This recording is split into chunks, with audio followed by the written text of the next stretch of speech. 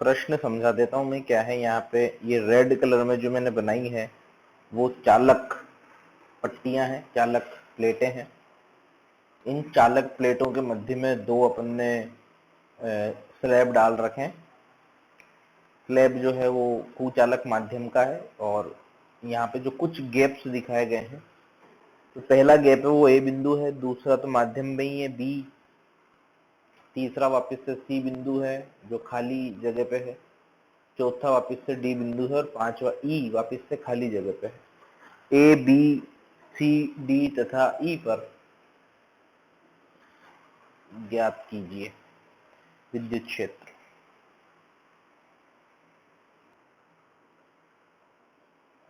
ये इसके आंसर हो गए। क्यों है, कल समझाया था मैंने। देखो, माध्यम के अंदर 1/k गुना हो जाता है कुल विद्युत क्षेत्र।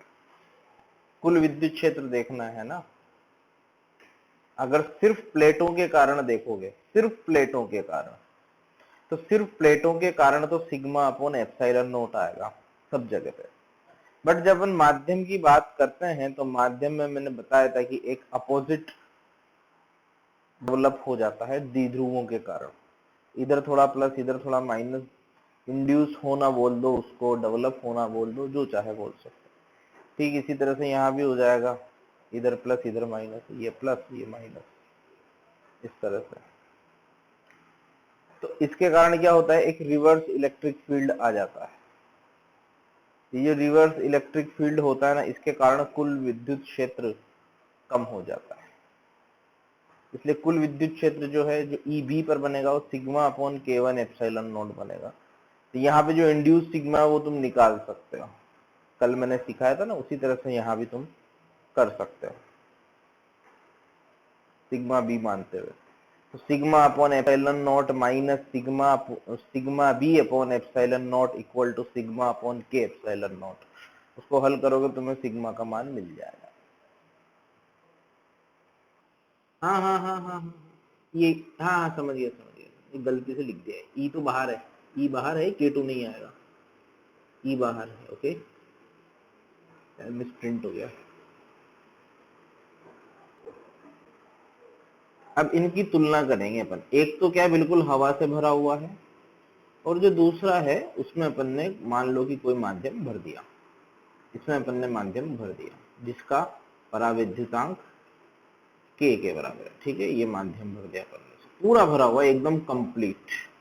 यहाँ कोई यहाँ पोटेंशियल डिफरेंस क्या बोलते हैं, कोई बैटरी नहीं जोड़ रखी है, खाली प्लेटें हैं, इन पे आवेश भी बराबर है Q minus Q, shape size सब एक जैसी, इस पे भी Q माइनस क्यू, इस पे भी Q माइनस क्यू। ओके, इसका भी क्षेत्रफल A, इसका भी क्षेत्रफल A।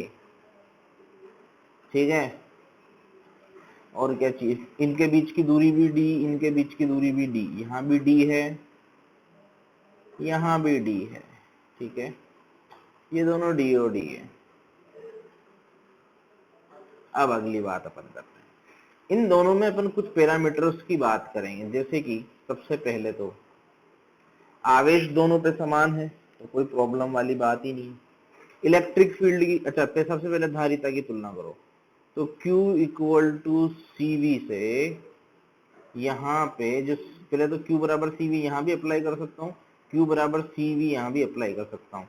Q तो उतना ही है, पर C कुछ अलग होगा यहाँ पे, क्योंकि माध्यम बढ़ दिया तो C डैश, और विभवांतर भी बदल जाएगा V डैश। विभवांतर क्यों बदलेगा, क्योंकि यहाँ विद्युत क्षेत्र बदल गया है, इसलिए विभवांतर बदला है। अब यहाँ पे C कितना है, यहाँ पे तो C है अपने पास एप्सिलॉन नॉट A/D। जब यहाँ पे जो C अपने पास आता है C डैश, वो हो जाएगा K times of epsilon not A/D, यानी कि KC। यानी कि अगर स्लैब भर दूंगा, पूरा भरने की शर्त पे बात कर रहे हैं अपन, पूरा भरने की शर्त पे, खाली नहीं छोड़ा। खाली छोड़ेंगे तो क्या होगा उसकी बात भी अपन करेंगे।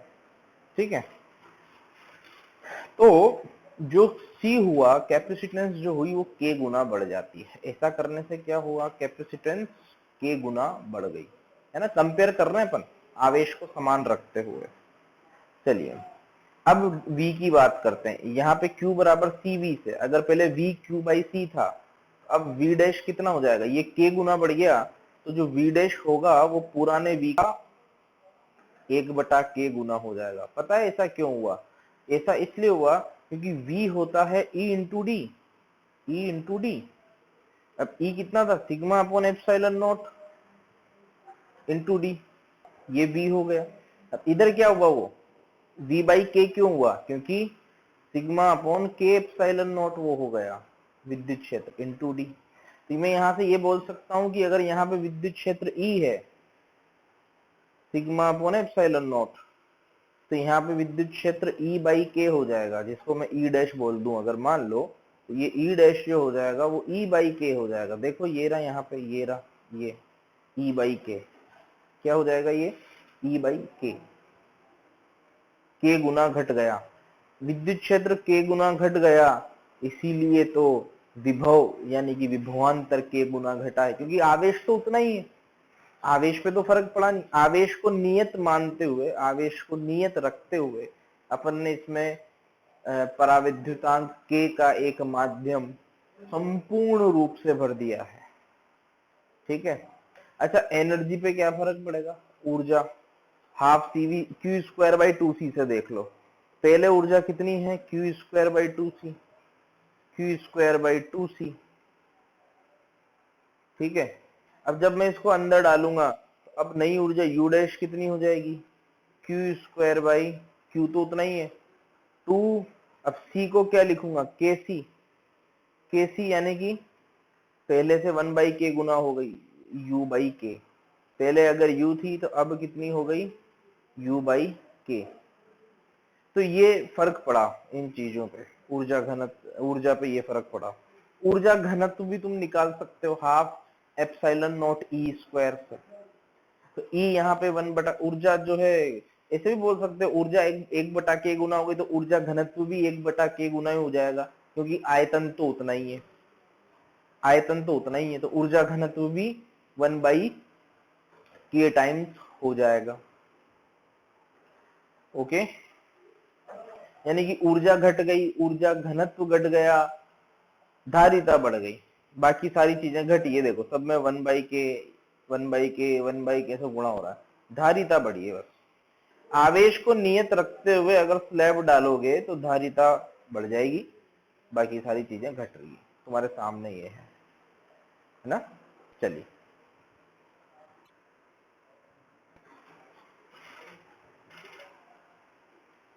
पहले केस में A और D, दूसरे केस में भी A, दिखने में छोटा बड़ा दिख रहा है पर एक जैसा है ना, फ्री हैंड से बनाया इसलिए ऐसा छोटा बड़ा दिख रहा है।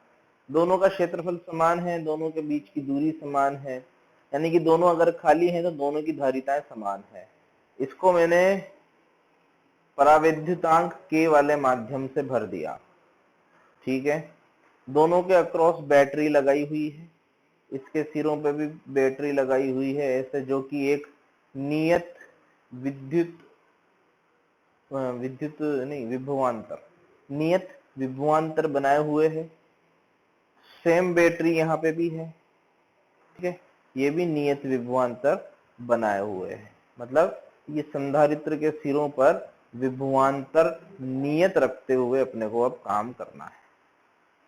विभवांतर माना कि V है, यहाँ भी विभवांतर V है, यहाँ भी विभवांतर V है।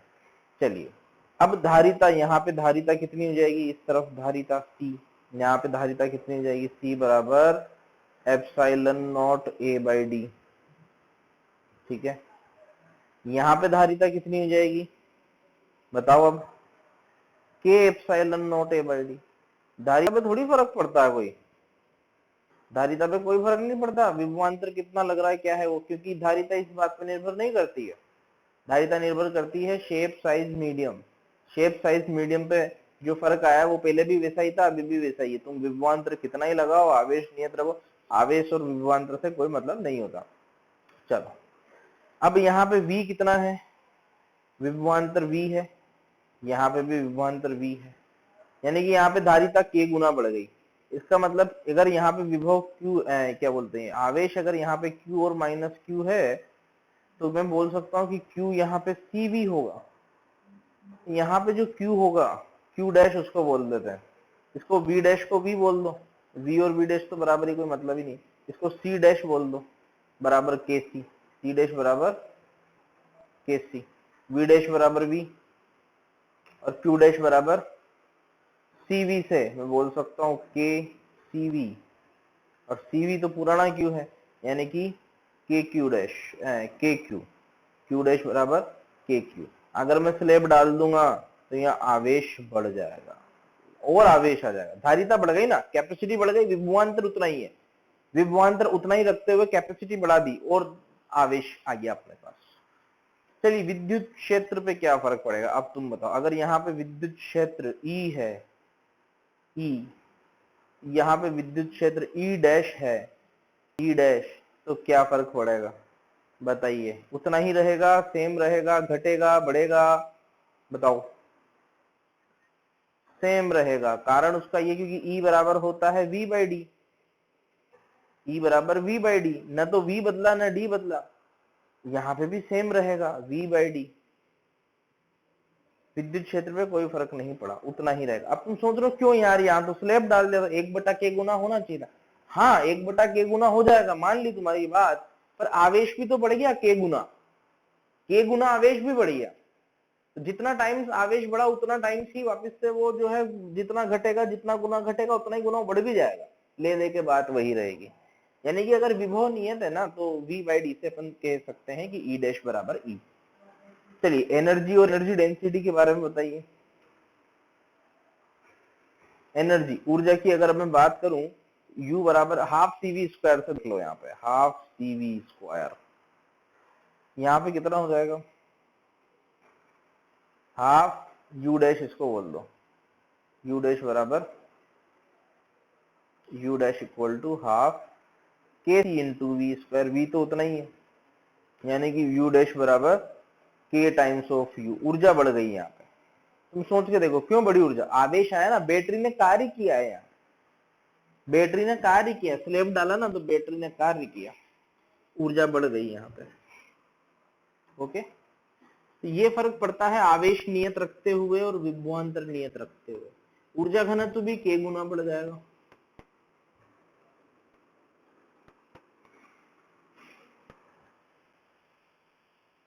एक मिनट रुक बेटा, धारिता ज्ञात करो, बताता हूं। पहले ये मैं ये सवाल समझा देता हूं पहले। यहाँ पे दो ये चालक प्लेटें हैं जो लाल कलर में बनाई हुई है, नीले कलर में जो बना रखा है वो स्लैब है जिसकी मोटाई t है, क्षेत्रफल इसका भी a है, क्षेत्रफल पूरा सेम है ऊपर से नीचे तक सबका बराबर है, और सारी जगह मैंने बता रखी है, सारी डायमेंशन यहाँ पे बता रखी है। धारिता ज्ञात करनी है इसकी। देखो हिंट इसकी ये है कि मान लो इस पर आवेश Q है ना, आवेश Q मान लो इस पे Q और माइनस Q, या सिग्मा मान लो, इस पे प्लस सिग्मा है, इस पे माइनस सिग्मा है, ठीक है। और फिर यहां से यहां तक कुल विद्युत क्षेत्र लिखो, यहाँ पे कुल विद्युत क्षेत्र कितना है वो लिखो E, फिर यहाँ पे कुल विद्युत क्षेत्र कितना है वो लिखो V E, और फिर यहाँ पे विद्युत क्षेत्र लिखो, ठीक है। विद्युत क्षेत्र लिखने के बाद V बराबर E इंटू डी से, V बराबर E इंटू डी वाले फार्मूले से तीनों स्टेप में विभवांतर निकाल के, तीनों विभवांतर को जोड़ के कुल विभवांतर निकाल के Q बराबर CV के बराबर करेंगे, तुम्हें C मिल जाएगा।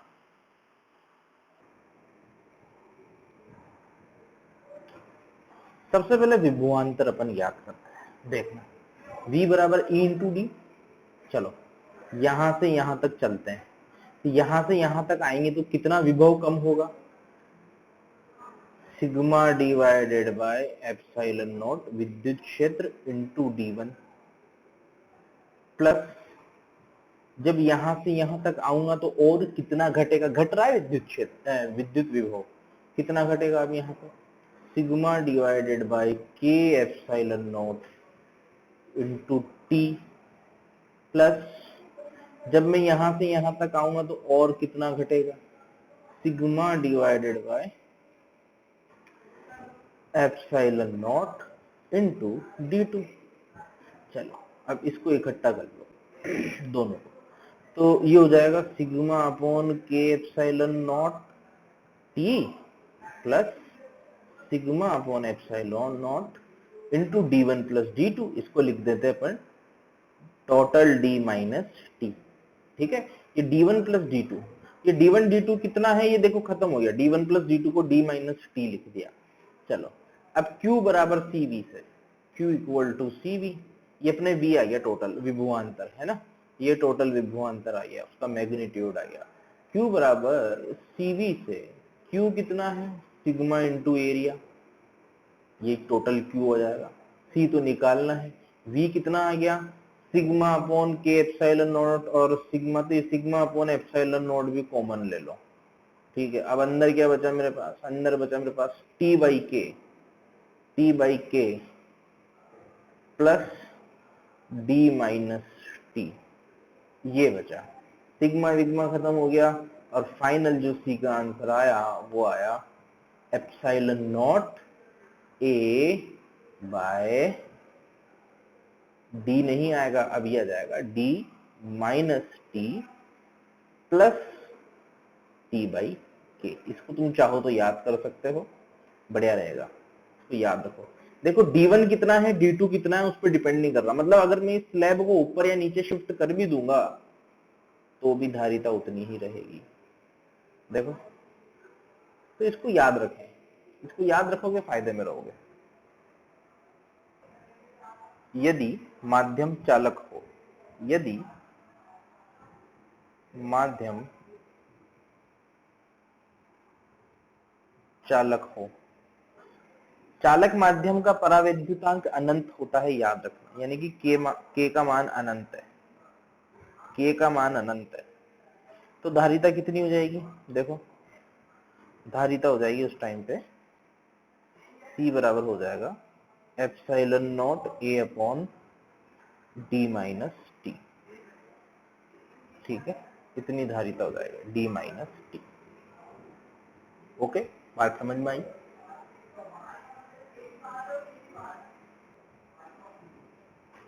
अगला प्रश्न अपना ये है कि अपन ने इसमें दोनों चालक पट्टिकाओं के बीच में फुल भर दिया है, दो माध्यम बिल्कुल भरा हुआ है, कहीं कोई जगह खाली नहीं है। D1 थिकनेस का तो K1 है और D2 थिकनेस का K2 है, पूरा भरा हुआ है। ठीक है, निकाय की धारिता ज्ञात कीजिए, करो निकाय की धारिता करना वैसे ही है, विभवांतर लिखो Q बराबर CV करो, मेथड वही रहेगा। और समांतर में तोड़ने के बाद फिर क्या करेंगे अपन, इन दोनों को अलग अलग कर सकते हो श्रेणी में, इन दोनों को अलग कर सकते हो और उन दोनों को भी अलग कर सकते हो। ओके, क्योंकि ये पूरी चालक प्लेट है, अपन कंफर्म कह सकते हैं कि जितना विभव इसका है उतना ही विभव इसका है, जितना विभव इसका है उतना ही विभव इसका है, क्योंकि चालक प्लेट है। अब ये क्या बन जाएगा, फाइनली ये रिजल्ट आएगा इसका, ऐसे फिर ऐसे फिर ऐसे और फिर ऐसे, D1 D2 A1 A2 सब मिल ही जाएगा, सब सवाल में दे दिया, तो वो इस कैसे अटक सकती है। K1 K1 K1 K2 K2। अब सबसे पहले प्रश्न ध्यान से सुनो, अगला प्रश्न, यहाँ पे क्या एक बैटरी है जिसका ईएमएफ या यूं समझ लो कि जो विद्युत विभवांतर जो है वो V के बराबर है और वो नियत रहता है, मतलब इस बैटरी के सिरों पे विभवांतर नियत है। ओके, अब अपने एक स्लैब है इसमें, इस तरह से ऐसा स्लैब रखा हुआ है यहाँ पे, थोड़ा सा मतलब ऐसे गैप तुम्हें दिख रहा होगा पर गैप है नहीं, है ना, गैप है नहीं, बिल्कुल फिक्स है ये इसमें। और चूंकि अपन फ्री हैंड से बना रहे हैं तो इसका परावैद्युतांक K है, जैसे डस्टर होता है ना उस तरह से, मतलब ब्लॉक है एक, ये कुचालक ब्लॉक है जो दोनों पट्टियों के बीच में रखा हुआ था, इस तरह से पूरा भरा हुआ था। अब क्या किया गया है कि इस एक बाह्य बल F लगा के, एक बाह्य बल F लगा के धीरे धीरे इस स्लैब को बाहर निकाला जाता है। ओके, इस बात को अपन लिख लेंगे, बाह्य बल F लगा के धीरे धीरे स्लैब को यानी कि ब्लॉक को बाहर निकाला जाता है। बाह्य बल एफ लगाकर ब्लॉक क्या लिख रहा हूं मैं, ब्लॉक को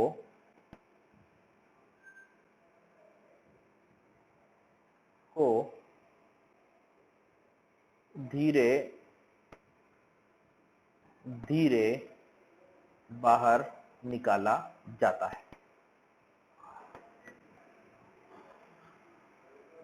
बाह्य बल F लगाकर ब्लॉक को धीरे धीरे बाहर निकाला जाता है। बाहर निकालने में F द्वारा किया गया कार्य ज्ञात कीजिए। अच्छा, हिंट दे देता हूं चलो तुम्हें। हिंट इसकी वही है कि work done by external plus work done by battery. मतलब ये समझ लो, वर्क ऊर्जा, कार्य ऊर्जा प्रमेय जिसे कहते हैं ना अपन, कार्य ऊर्जा प्रमेय, वो अप्लाई करनी है अपने को, कार्य ऊर्जा प्रमेय। तो एक मैं करता हूं, बाकी तुम देखना। सबसे पहली बात तो ये है कि बल F लगाना क्यों पड़ रहा है बाहर निकालने के लिए। सबसे मेन बात ये है, वो समझने वाली बात है। अगर वो समझ में आ जाएगी तो सारी बात समझ में आ जाएगी। ये हो गई अपनी प्लेट है, ठीक है, और ये हो गया अपना स्लैब। सपोज करो स्लैब को थोड़ा सा बाहर निकाल दिया, ठीक है, ये स्लैब, थोड़ी सी गैप बना रहा हूं समझने के लिए। मैंने तुम्हें सिखाया था अगर ये प्लस सिग्मा है, ये माइनस सिग्मा है, तो यहाँ पे एक अपोजिट में पॉजिटिव और ये नेगेटिव, ये जो है ये प्लस माइनस आवेशित हो जाती है, ये प्लस आवेशित हो जाती है, कुल मिला के सिग्मा बी और माइनस सिग्मा बी यहाँ पे आ जाता है, ठीक है। यानी कि यहाँ पे पूरा पॉजिटिव है, यहाँ पे पूरा पॉजिटिव है, ठीक है, ये इस तरह से, और यहाँ पे पूरा नेगेटिव है, इस प्रकार से। अब मैंने जब तुम्हें कैपेसिटर पढ़ाया था, एक फ्रिंजिंग इफेक्ट बताया था, है ना, कि किनारे पे जो विद्युत क्षेत्र होता है ना, वो थोड़ा सा कर्व होता है इस तरह से। किनारे पे जो विद्युत क्षेत्र आता है ना, थोड़ा सा कर्व आता है ऐसे बाहर इस तरह से, ठीक है। अब ध्यान से देखो, ये जो विद्युत क्षेत्र है, इस पॉजिटिव आवेश पर किस तरफ बल लगाएगा और इस नेगेटिव आवेश पर किस तरफ बल लगाएगा। जैसे इसको छोटा सा एक एलिमेंट यहाँ पे लेके देखते हैं, तो यहाँ पे किस तरह से फोर्स लगेगा, ऐसे पॉजिटिव चार्ज पे विद्युत क्षेत्र की दिशा में। नेगेटिव चार्ज पे कैसा बल लगेगा, ऐसे। तो ये थोड़ा सा कर्व आएगा क्योंकि विद्युत क्षेत्र यहाँ पे कर्व बन रहा है। ये जो तिरछा जो फोर्स है, इन दोनों का नेट रिजल्टेंट किस तरफ आ जाएगा, इस तरफ। यानी कि विद्युत क्षेत्र इसको अंदर खींच रहा है, विद्युत क्षेत्र क्या कर रहा है, इसको अंदर खींच रहा है, जबकि ये जो F है वो इसको बाहर खींच रहा है ना। तो F का कार्य धनात्मक आएगा, विद्युत क्षेत्र का कार्य यहाँ पे ऋणात्मक आएगा। विद्युत क्षेत्र का कार्य कैसा आएगा, नेगेटिव, है ना। इसलिए ये बल, ये जो बल है ना, ये लगाना पड़ता है। इस बल की वैल्यू निकालेंगे भी, सही अपन आगे अभी बल की वैल्यू भी निकालेंगे, ओके। चलो, अब डेल्टा के बराबर, हिंट क्या है, हिंट देखो, डेल्टा के बराबर गतिज ऊर्जा में परिवर्तन। अब यहाँ तो धीरे धीरे निकाल रहे हैं, कुल किया गया कार्य, इस पूरे निकाय के ऊपर डेल्टा के बराबर डब्ल्यू ऑल अपन लगा रहे हैं। डेल्टा के बराबर डब्ल्यू ऑल में कौन कौन काम करेगा, बैटरी कार्य करेगी, यहाँ पे बैटरी से आवेश प्रवाहित होगा, यानी कि बैटरी में जो अंदर केमिकल फोर्स है वो काम करेंगे, तो डब्ल्यू बैटरी, प्लस और कौन काम करेगा, यहाँ पे जो विद्युत क्षेत्र है, ये वाला ग्रीन कलर में जो बनाया है, वो कार्य करेगा, डब्ल्यू विद्युत क्षेत्र, इलेक्ट्रिक फील्ड, प्लस ये एफ कार्य करेगा, डब्ल्यू एफ। अब विद्युत क्षेत्र का कार्य क्या लिख सकता हूं मैं, कंजर्वेटिव फोर्स है विद्युत क्षेत्र, तो विद्युत क्षेत्र का कार्य माइनस डेल्टा यू लिखा जा सकता है, स्थितिज ऊर्जा में परिवर्तन। अब यहाँ पे स्थितिज ऊर्जा संधारित्र है, तो संधारित्र की स्थितिज ऊर्जा में परिवर्तन लिख सकते हो, plus work done by F.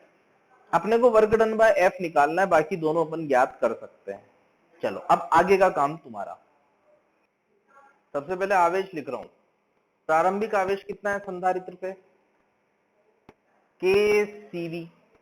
संधारित्र की धारिता को सी मान लो, है ना, खाली वाले की, जो खाली संधारित्र है उसकी धारिता को सी मान लो, तो के सीवी। और Q फाइनल कितना हो जाएगा, क्योंकि स्लैब निकल चुका है, अब Q फाइनल हो जाएगा CV। धीरे धीरे निकाल रहे हैं, ठीक है। धीरे धीरे का मतलब है कि यहाँ पे विद्युत धारा का प्रवाह नेग्लिजिबल होना चाहिए।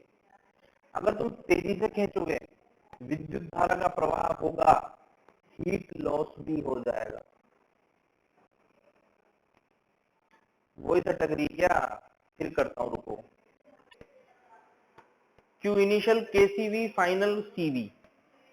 मैं यूं कह रहा था कि अगर मैं इसको तेज खींच लूंगा तो धारा भी तेज प्रवाहित होगी, जैसी भी होगी तेज प्रवाहित होगी। अगर परिपथ में प्रतिरोध होगा तो हीट लॉस भी हो जाएगा। तो अपने को हीट लॉस ना हो इसलिए अपन इसको धीरे धीरे खींच रहे हैं। ओके, अब डेल्टा यू लिखते हैं। चलो, you initial half CV square. एक मिनट, शोर कौन कर रहा है, मैं गेट लगा लूं मेरे यहाँ। सी पे रहे KC इंटू V स्क्वायर, और U फाइनल है मेरे पास हाफ CV स्क्वायर। सारी वैल्यूज इसमें डालेंगे, WB लिखो, WB आ जाएगा मेरे पास। अच्छा देखो, पहले आवेश ज्यादा था, बाद में आवेश कम है, यानी कि बैटरी का कार्य ऋणात्मक आएगा। यहाँ पे बैटरी का कार्य नेगेटिव आएगा। Minus EMF of the battery, उसको V ही बोल रखा है यहाँ पे, EMF बैटरी का V है, ठीक है, इनटू इसमें से प्रवाहित आवेश, तो KCV माइनस CV, ठीक है, तो K माइनस 1 CV, इतना आवेश प्रवाहित हो गया। और उल्टा गया आवेश, कम हो गया ना आवेश, यानी कि उल्टा गया बैटरी में, उसका कार्य negative.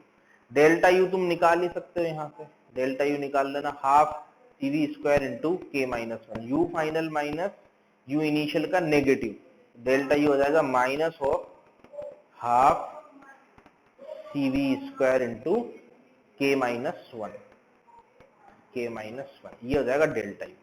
U final minus U initial, U final minus U initial, तो माइनस कॉमन ले लिया मैंने, तो K माइनस 1 बन गया, तो माइनस डेल्टा यू भी यहाँ से बन जाएगा।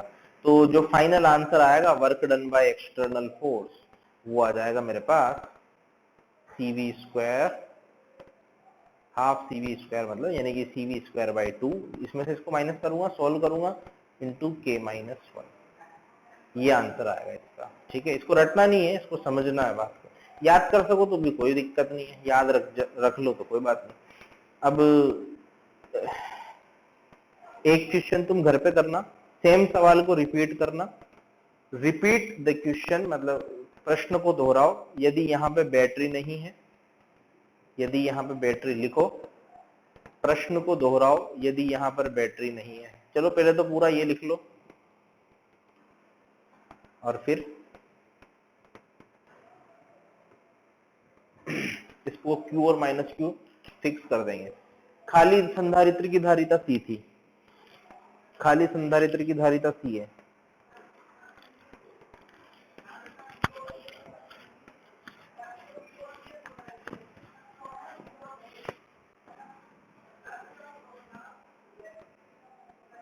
ओके, प्रश्न को दोहराइए। यदि यहां पर आवेश नियत है, बैटरी हटा दी गई है और आवेश नियत Q रखा गया है, खाली संधारित्र की धारिता C है और भरे हुए की KC हो जाएगी, है ना। प्रश्न को लिख लो, चित्र बना के लिखना दोबारा। प्रश्न को दोहराइए। यदि आवेश नियत है तथा बैटरी हटा दी गई है, आवेश इसका नियत Q है, इससे आंसर आ जाएगा WF बराबर डेल्टा यू। क्यों, बैटरी तो है नहीं, बैटरी तो है ही नहीं, बैटरी का कार्य 0। तरीका वही है। यहाँ तो देखो पूरा विद्युत क्षेत्र एक जैसा रहेगा, कोई प्रॉब्लम वाली बात नहीं है यहाँ पे, ठीक है। जैसे यहाँ पे पूरा K1 K2, चलो लिखते हैं इसका। तो कैपेसिटेंस जो हो जाएगा वो हो जाएगा, देखो मतलब पहले विभवांतर लिखो, जो विभवांतर हो जाएगा वो हो जाएगा v बराबर सिग्मा, मान लो इस पे सिग्मा दे दिया अपन ने, सिग्मा और माइनस सिग्मा, ठीक है, प्लेटों पे सिग्मा, तो sigma divided by k1 epsilon not, ये तो हो गया विद्युत क्षेत्र, into d1 plus sigma divided by k2 epsilon not into d2, ये विभवांतर आ गया। अब q बराबर cv से, तो q कितना है, सिग्मा इंटू a, ये हो गया q बराबर c इंटू विभवांतर, sigma upon epsilon naught common ले लिया जाए, ले लो, sigma upon epsilon naught common ले लिया गया, ये बन जाएगा d1 by k1 plus d2 by k2, ठीक है। तो a से a उड़ा दो, अरे मैंने क्या किया, सिग्मा से सिग्मा उड़ा दो, a तो रहेगा ना, a थोड़ी जाएगा, तो 1 बाई सी जो बना, ध्यान से देखो 1 बाई सी निकाल रहा हूं मैं, सी नहीं निकाल रहा हूं मैं, क्या निकाल रहा हूं, 1 by C equal to 1 by C equal to, तो ए क्या बन जाएगा, ये बन जाएगा अपने पास, अब ध्यान से देखना थोड़ा, d1 बाई, अलग अलग कर रहा हूं वापिस, d1 by epsilon naught a into के, k1 a epsilon not plus d2 by k2 a epsilon not. इसको और थोड़ा ध्यान से देखते हैं, ध्यान से देखो इसको, तुम्हें कुछ नजर आएगा यहाँ पे पड़ा हुआ था, 1 बाई, इसको d को नीचे ले आओ, k1 epsilon naught a by d1 plus 1 by k2 epsilon naught a by d2, कुछ चमका, इसको C1 और इसको अगर मैं C2 बोल दूं, तो 1 by C equal to 1 by C1 plus 1 by C2, C की वैल्यू तो आ चुकी है, C रीअरेंज करके C निकल जाएगा, पर ध्यान से देखो, इसको कुछ देख करके कुछ याद आ रहा है, इसको देख करके देखो, मुझे तो ये याद आ रहा है, मुझे पता है क्या याद आया, देखना, मुझे तो ये याद आया कि यहाँ पे दो संधारित्र श्रेणी क्रम में जुड़े हुए हैं, एक संधारित्र तो ये है जिसमें K1 माध्यम भरा हुआ है, और दूसरा संधारित्र ये है जिसमें K2 माध्यम भरा हुआ है, ठीक है। इसकी चौड़ाई यहाँ पे d2 है, इसकी चौड़ाई यहाँ पे d1 है ना, दोनों के क्षेत्रफल बराबर हैं, दोनों पे आवेश तो बराबर होगा ही, सही श्रेणी में है तो, और इसका K1 इसमें K2 है, इस तरह से मतलब इसको कर सकता हूं ना मैं। अगर मान लो कि आज वो T वाला जो था ना, अभी इसके पहले वाला जो प्रश्न किया था, उसको भी 3 टुकड़े में तोड़ सकते थे, पहला वाला जो D1 था उसको खाली कर दो, दूसरा वाले में जो है K का भर दो, और तीसरे वाले में वापस खाली कर दो। कहने का मतलब ये है, जो पिछला प्रश्न था उसको मैं ऐसे कर सकता हूँ, ऐसे, पिछला वाला प्रश्न जिसमें T मोटाई का परावैद्युतांक भरा हुआ था, उसको ऐसे कर सकते हैं, ये, फिर उसके बाद ये जिसमें भरा हुआ था वो, फिर उसके बाद वापिस से ये, तीनों को समांतर में लिख करके तीनों का अलग अलग धारिता लिख लो। इसकी धारिता epsilon naught a by d1, epsilon naught a by d1, पहला वाला d1 था, इसका हो जाएगा k epsilon naught a by d2, ठीक है, d2 नहीं t, इसकी थिकनेस t थी क्योंकि, इंटू t, और ये हो जाएगा मेरे पास epsilon naught a by d2। इसको जब तुम समांतर में, समांतर नहीं, श्रेणी में जब हल करोगे और सॉल्व करोगे तो वही आंसर निकल के आएगा। तो ये तरीका ध्यान रखना, कभी भी इस तरह से भरा हुआ हो तो तुम अलग अलग कर सकते हो, शर्त ये है कि सारे समांतर होने चाहिए स्लैब वगैरह। चलो दूसरा वाला करते हैं ऐसा ही, जिसको अब मतलब इसको तो श्रेणी क्रम में तोड़ लिया, नेक्स्ट वाला बता रहा हूँ उसको अपन समांतर क्रम में तोड़ सकते हैं, देखना। चलो, तो यहाँ पे यही अपने पास, ये दो अपने पास टर्मिनल हो गए, इस संधारित्र की धारिता ज्ञात करनी है, तो इस संधारित्र को मैं ऐसे देख सकता हूँ, इस संधारित्र को अलग अलग तोड़ सकते हो तुम,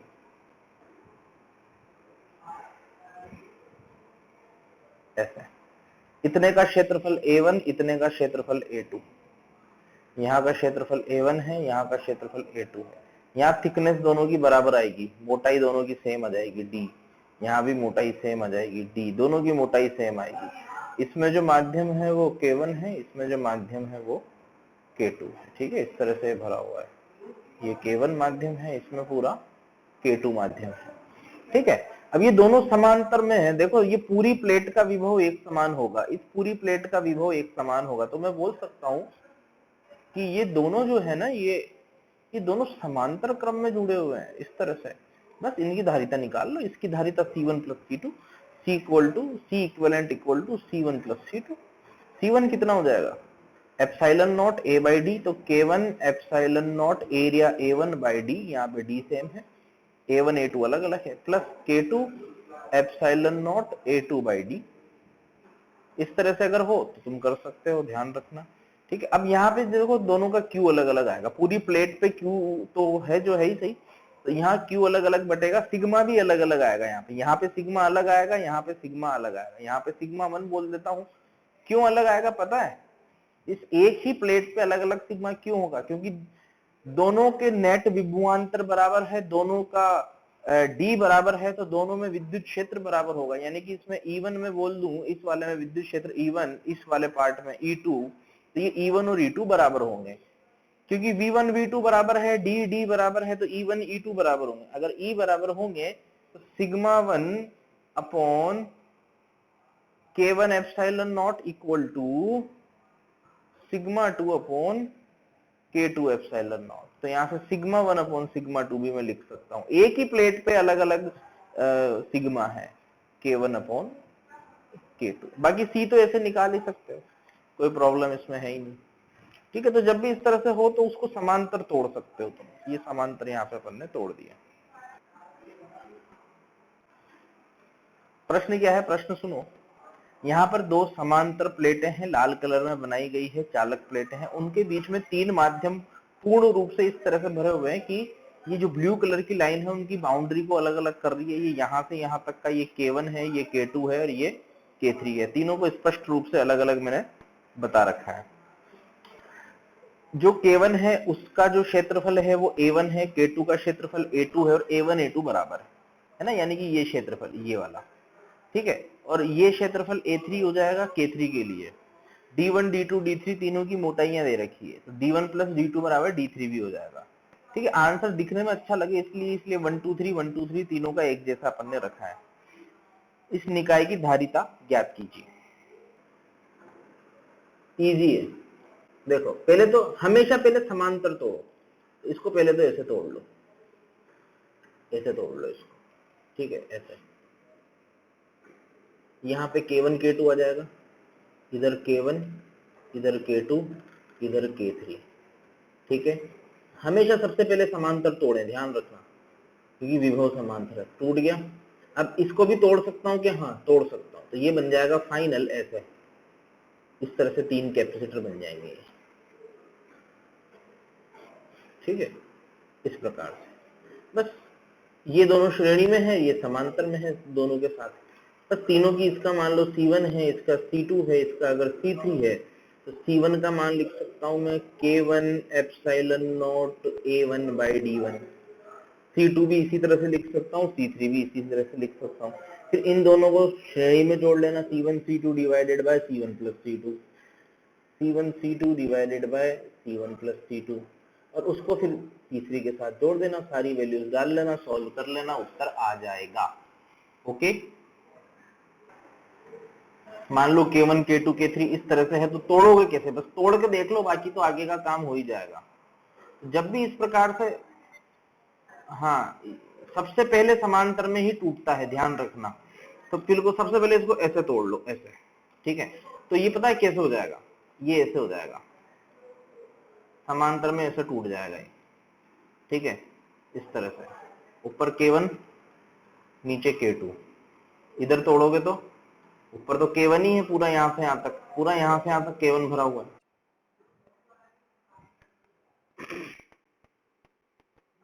तो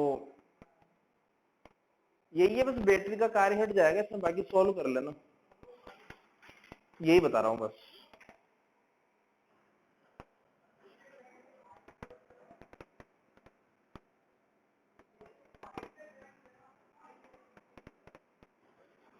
चलो अभी ये खत्म तो हुआ नहीं है, एक क्लास और अपने को लगेगी, कैपेसिटर फिर खत्म हो जाएगा।